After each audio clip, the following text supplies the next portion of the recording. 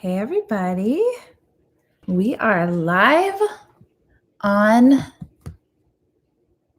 YouTube. And now we're live on Instagram on both channels. I feel so fancy having two places to be live at the same time. But I am just here to talk about the Enneagram with you and how it makes life better. So my name is Vanessa Fernandez. Hey, friends. And if you're here live with me, I'd love for you to type in your name, say, hey, I don't know what kind of things you can do, hand wave, whatever. I just love to see you guys. Hey, Heather. I founded the Enneagram workshop because I am obsessed with the Enneagram, but also, Tiara Bluebird. Hey, guys. Also, I founded the Enneagram workshop because as I was learning about the Enneagram, I was like, this is amazing information. I better not just let it sit on my shelf and collect dust and be like, I know everything there is to know about type 1s, but I'm living my life the exact same way as I always have, falling into the same destructive habits, doing the same types of actions over and over again. I was like, I better not let this amazing wisdom not make my life better. That would be a shame. So I started diving into not just learning about the Enneagram, but putting it to work in my life. And once I started doing that, my love for the Enneagram, which was pretty high as it was, exploded. And that's when I started this little space, this little Enneagram workshop space. So today I'm going to talk about how the Enneagram makes parenting better and just kind of give you guys some things to chew on and consider. The Enneagram, yes, it is a personality system, but I just heard this weekend something that blew my mind. The Enneagram is an ancient tool for empathy. When I heard that, it struck me so deep because that is exactly what it is. The Enneagram is not just let's sit around and look at ourselves in the mirror and be like, I am such a 3. I am such a 7. This is who I am. The Enneagram should produce empathy within us if we are understanding it properly. And not only produce empathy for others, but empathy for ourselves as well. As we begin to understand, oh, I'm an aggressive type. This is how I see the world. And so this is how I move through the world. There's nothing wrong with me. However, knowing this should change how I take action. It produces empathy. Instead of trying to either change or not change who we are, we're simply sitting with who we are, accepting it, and allowing empathy to grow in our hearts, which changes how we act. It also allows space for different perspectives. The Enneagram allows us to make space for there being other ways of seeing things and other ways of being in the world. And of course, we kind of already know this. If you have relationships with anyone, you kind of know people are a little different. Not everyone sees things or moves the same way or does the same things. But it can be so tempting to think, why doesn't everyone do it my way? My way is the best way. This is the way that makes sense to me. This is the way that looks right to me. When we learn the Enneagram, we realize there is no one right way. There are 9 different ways that are equally as valid, equally as beneficial to the world, equally as valuable in the world. And it just makes space for slowing down and considering that maybe the way I see the world isn't the one right way. And that's such a healthy thing that it brings into our lives. The Enneagram also brings a little bit self-awareness, right? It helps us to lessen the gap between how we see ourselves and how others see us. Because there is a gap there. If you're not aware, I do things from my perspective and from my motivations, but someone else can perceive it very differently. And knowing the Enneagram allows me to realize that when I come in my stance, in my way with my type, and there's someone of a different type sitting across the table, oh, this is how they're going to understand that. This is how they're going to perceive that. This is how they're going to receive that. And I grow in my self-awareness. And I'm able to either get ahead of it and say, listen, I know I sound whatever. I know I sound aggressive, or I know I sound whatever, but I'm doing this because of X, Y, and Z. So it just gives us more tools to move through the world, communicate more clearly, and just have better relationships full of empathy, love, and understanding. So how does this relate to parenting? Guys, I have 4 children. I don't know if you guys have multiple children, but I wish they came with a little instruction book that said, you are receiving a type 4 child. They're going to be da da da da da. That would be so helpful. Unfortunately, our children do not come with a little booklet, but they are always very different from each other, and oftentimes very different from us. And so as we are considering our parenting, I don't think we should start with typing our children. I think we should start with ourselves in 2 ways. First of all, usually our children trigger in us the things that we have not yet healed from. Let me say that again. Usually our children trigger in us the things that we have not yet healed from. So if you are struggling in your parenting with one particular child or many, it's good to look first internally. It's good to look first at what is this triggering in me and where do I need to heal so that I can show up as a better parent for my child. So often, at least for me, I grew up in a very parents control, children submit. Parents set the rules, children obey. And I'm not saying that we don't need to set structures and rules for our children. We do. But that kind of sets up this dichotomy of I know everything, you know nothing. And when I started to realize that I'm on a journey with my child, yes, to provide leadership and guidance, but to walk more so alongside of them than to dominate them, it changed a lot of my parenting. And I think the Enneagram helps us on that journey to know, what are my triggers? Where am I falling into the same sort of patterns of behavior that I don't want to? And how do I go a different way? How do I choose a different mode? Okay, so the way, what I'm going to teach on, I could talk forever. I'm trying to keep these short and really helpful.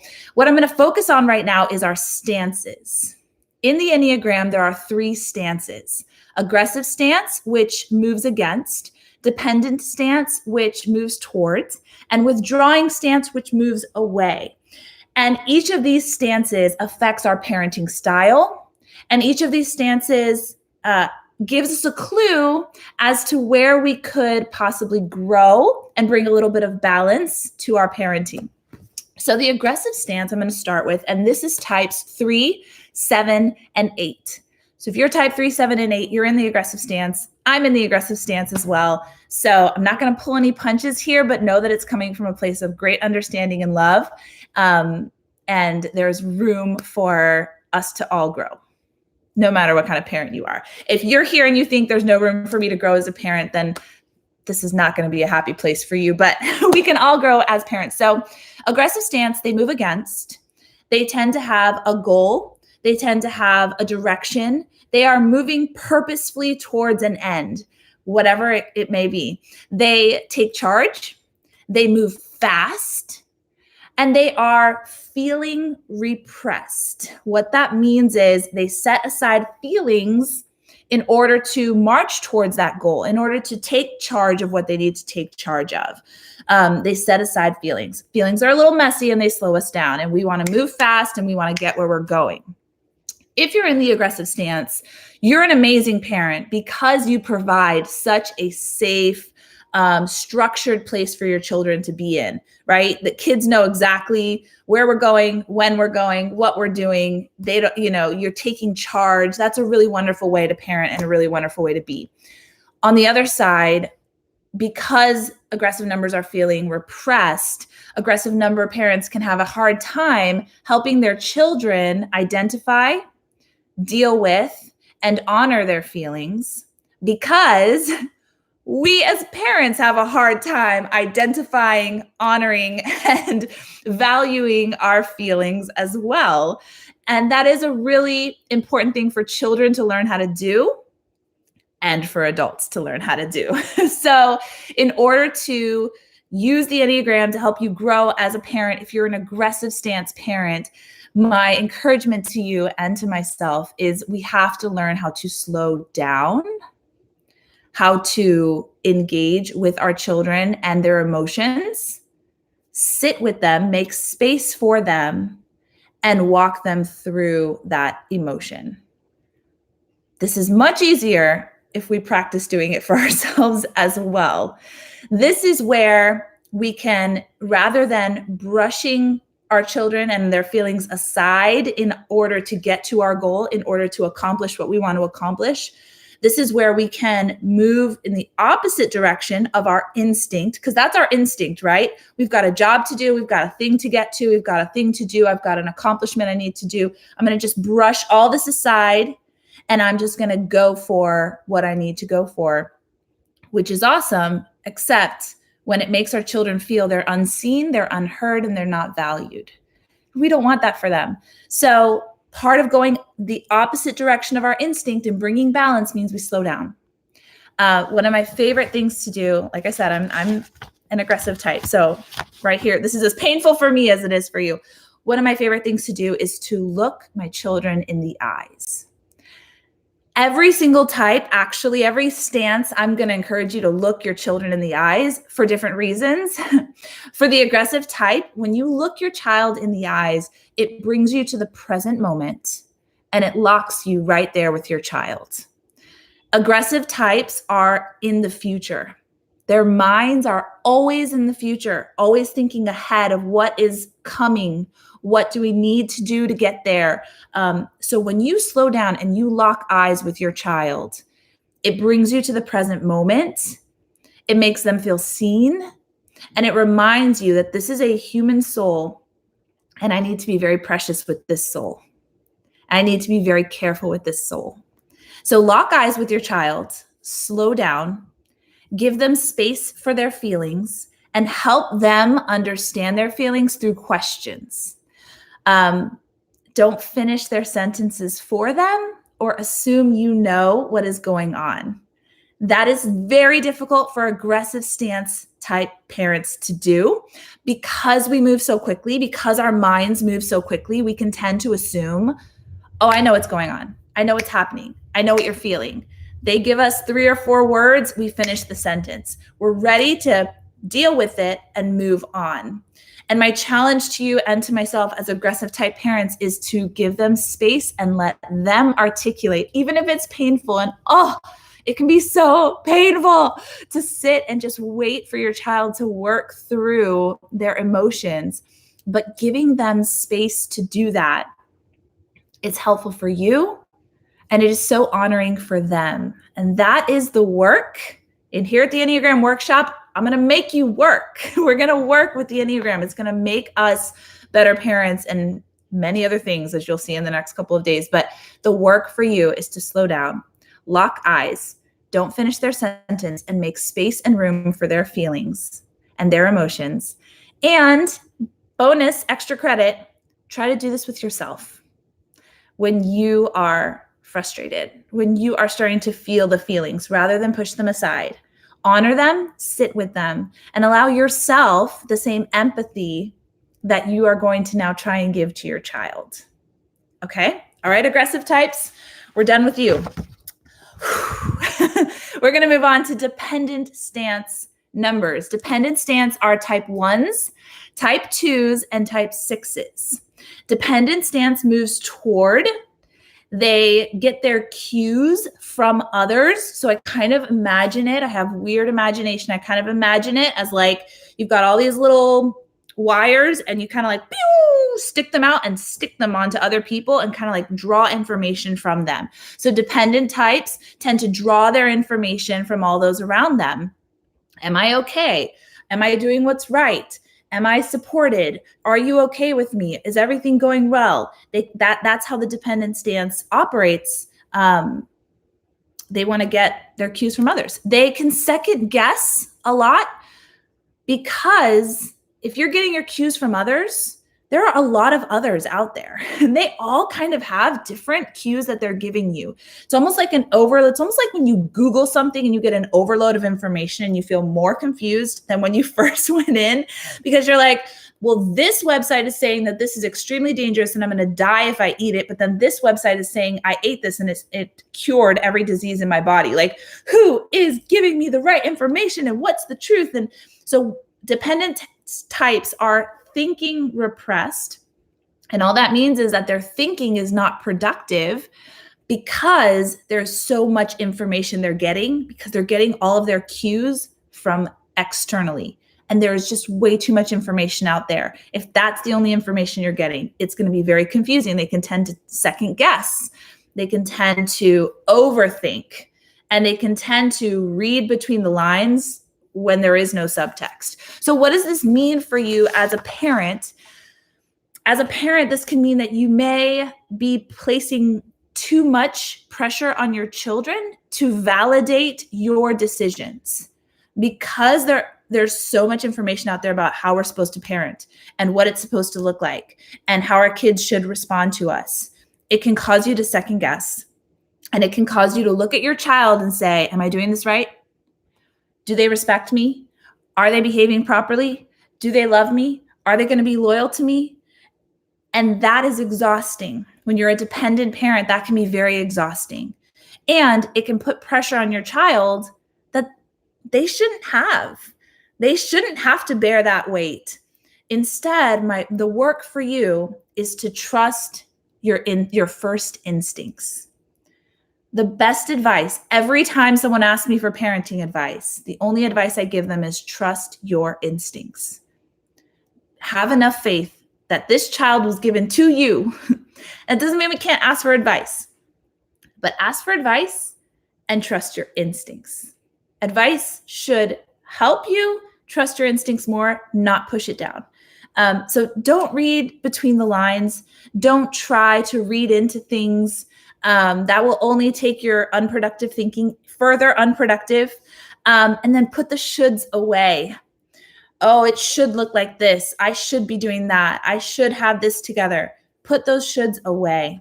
Comparison is a big trap for dependent type parents. And when you compare your children or your parenting style to others, nobody wins.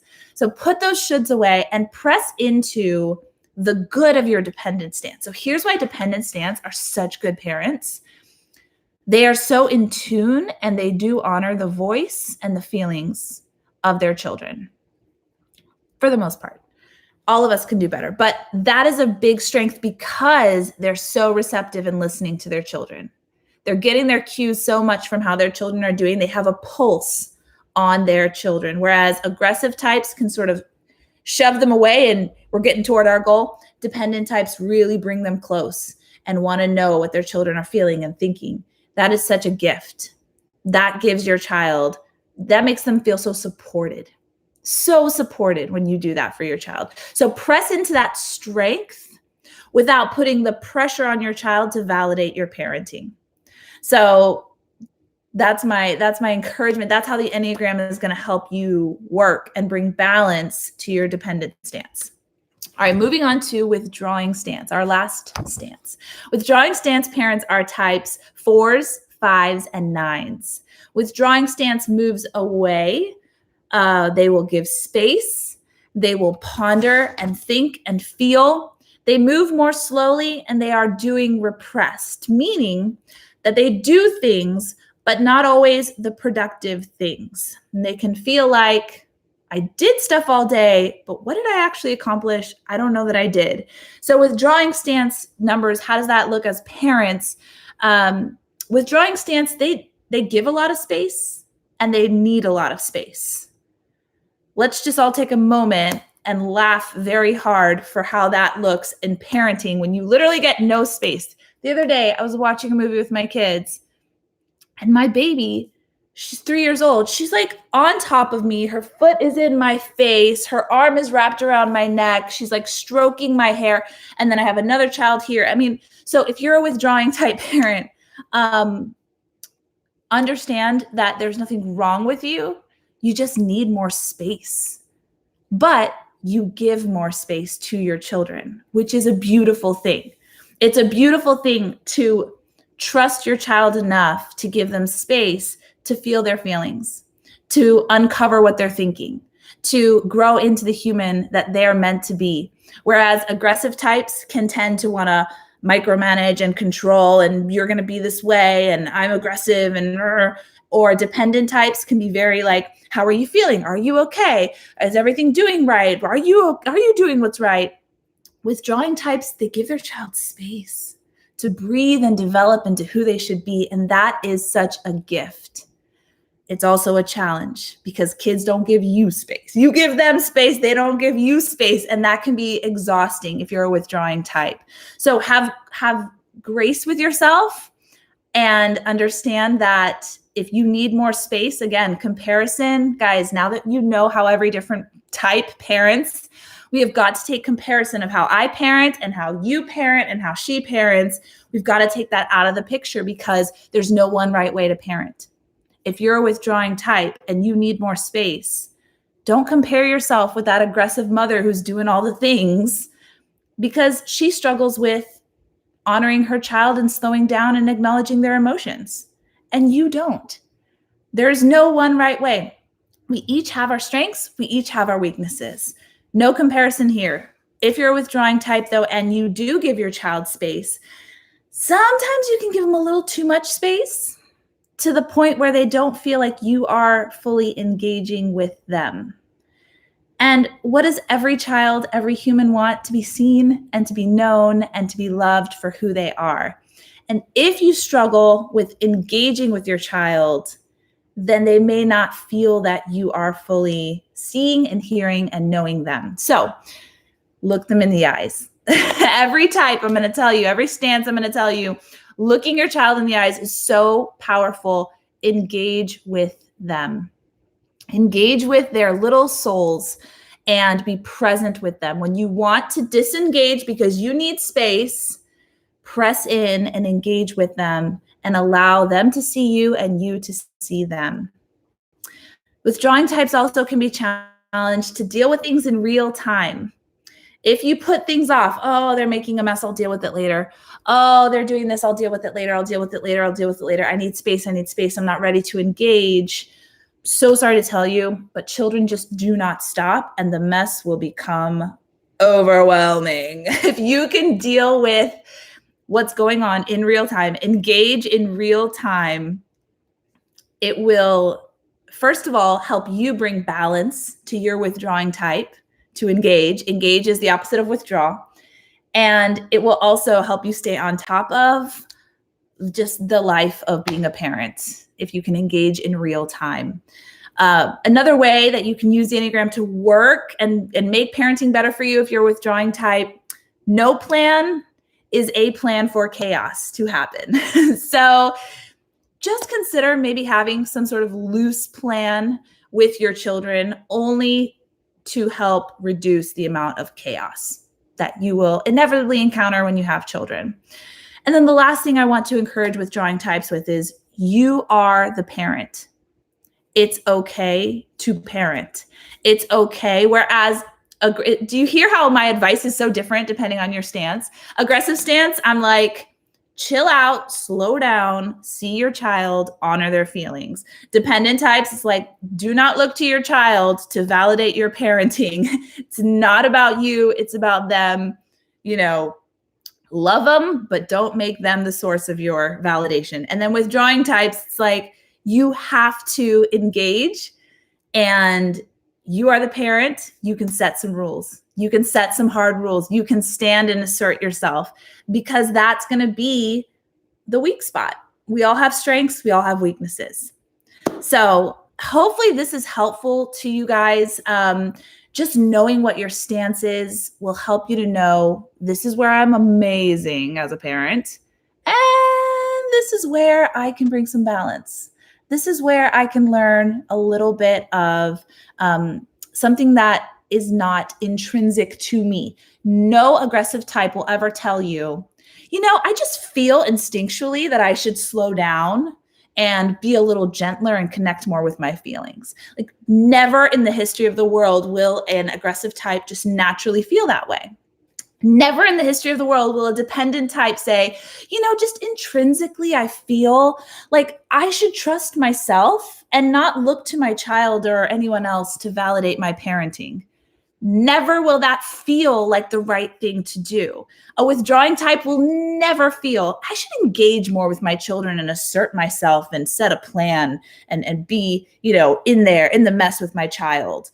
Never will that feel instinctually right. And this is where the Enneagram shines, because if we don't know this is my instinct and this is what brings balance, we will never go there into balance because it doesn't feel natural. It doesn't feel right. The problem is if we use our type to fix our type's compulsions and patterns of behavior, it just makes it worse. Let me give an example. As an aggressive type, if I'm impatient with my kids because they're not moving fast enough and we've got things to do, to fix that, I will probably think, I need to create more structure. I need to create more, little charts for them to do stuff. I need to create more stuff for them to conform to my agenda. That's the solution. Go deeper into my type. And that's how we'll fix this. Oh my gosh, you guys, let me just tell you from experience, fail, does not work, not healthy, not helpful, not good. But that would be my natural solution to this. If you're a withdrawing type and you're overwhelmed by the chaos, your natural instinct will be, oh my gosh, I need to hide. I need to slink further back. I need to pull away even more because I can't handle the chaos. You're never going to think, actually, I need to engage more. I need to have a plan. I need to take charge a little bit more because that doesn't feel natural. The Enneagram, you have to know the Enneagram, my friends, because it teaches you the opposite is the way. What feels uncomfortable is the way to bring balance, therefore growth, therefore health, therefore you don't keep going in that same cycle that keeps you frustrated, that keeps you trapped, that keeps you stuck, that keeps you from moving beyond what you've always done and has never worked. This is why I'm so passionate about teaching the Enneagram and why I teach as a coach. So there are Enneagram teachers and Enneagram coaches. Both are awesome. I just released a course that I'm so excited about called Enneagram for Individuals. And what it is I teach you about the Enneagram and then I coach you. Exactly what I just did here. I taught you about the stances. And then I said, this is how I'm going to coach you and tell you, you got to grow a little. You got to stretch a little. You got to change a little. And it doesn't feel comfortable, but it's going to bring freedom. So I am so excited about this course. I just launched it. I've dropped the price so that it can be as affordable to everyone as possible. And I just feel like this is my way of, there's so many great teachers out there. I don't even want to compete with them because I just bow at their feet and I learn so much from them. My passion is I want to teach you and then coach you. I want your life to be better because of the Enneagram. And sometimes it takes a minute to get there and you need a guide to just kind of help you and be like, all right, you're a withdrawing parent. This is what you need to do. This is how your life gets better. This is how your parenting grows from knowing that information. We got to make the connections. Okay. So I'm going to throw the link here in YouTube right now, and then I'll get you guys Instagram. And I hope you guys are able to join me. Regardless, join me tomorrow and for the next 10 days, because I'm going to be teaching my little butt off, helping you guys learn how the Enneagram makes your life better, because it's so good. It's so good. All right. Thank you guys. You know what? I'll stay on here for a minute and answer some questions if you guys have some. So the Enneagram for Individuals is not geared toward parenting. The next 10 days, I'm going to be going over all sorts of topics. Today was parenting. Tomorrow is going to be the unintended side effects of learning the Enneagram. So stay tuned for that one. That one's going to be awesome. I've got one on leadership, whatever. These next 10 days, I'm just hodgepodging it all over. The Enneagram for Individuals is Enneagram basics, sort of a foundation. And then also teaching you how it will apply in your life, how to make your life better from it. So Enneagram for Individuals is more generic and less niche than some of these little trainings I'm going to be doing over the next 10 days. So any questions? I'll open it up for questions. And if there are none, then I'll just peace out on you guys. Any questions that you guys have for me that I can answer? Okay, so 8-wing 7 father raising a 9-year-old daughter. Throw some knowledge at me. Okay, awesome. So 8-wing 7 aggressive stance father with a 9-year-old daughter, or is she a type 9?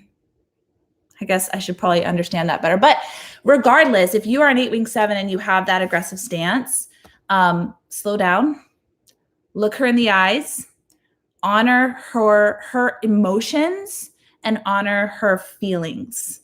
Okay, 9 years old, I think, is what you're saying to me. So if she's 9 years old, 9 years old. So if she's 9 years old, she's still figuring out who she is. And aggressive numbers, not even intentionally, but because we're moving so fast, we can make our children feel like there's no space for them.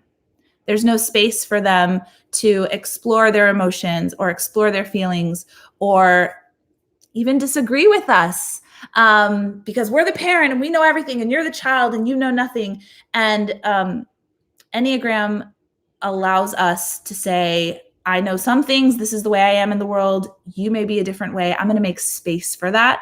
And that's okay. Okay, your girlfriend is a 9. So that's awesome. You guys have a great balance. If you are an 8, you're aggressive. She's a 9, she's withdrawing. So you guys she can give space. You can provide a little energy and structure. And that's a beautiful thing to have both sides. So yeah, that's awesome. Any other questions, guys, before we close out here? I hope this has been helpful.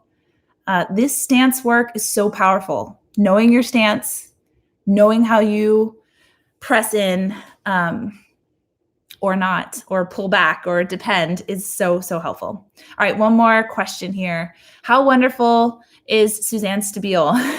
She's awesome. I'm studying with her for the next year.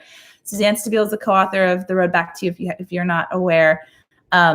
She's amazing. She's teaching me a lot about holding space and making space for others and how to move through the world with greater empathy for yourself and for others. So I am excited to continue to learn from her. And a lot of what I'm going to be teaching you, it's not her content. I would never attempt to teach her content because I ain't her. And that is just, if you've heard her speak, there's just you can't do that. But from sitting under her, just had so much inspiration just naturally flowing out of me that that's what these next 10 days are, guys. This is just the outflow of one weekend with Suzanne Stabile. So here we go. All right, guys, I am going to cut it for now. Come back tomorrow.